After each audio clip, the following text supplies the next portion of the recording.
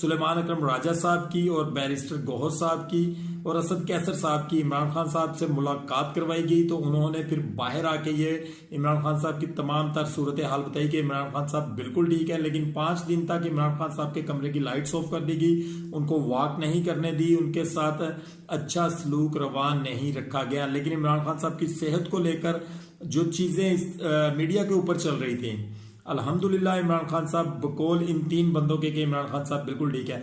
थोड़ी सी तशवीशनाक बात यह है कि इमरान खान साहब की फैमिली की उनके साथ मुलाकात क्यों नहीं करवाई गई? क्या कहीं कोई दाल में काला तो नहीं है?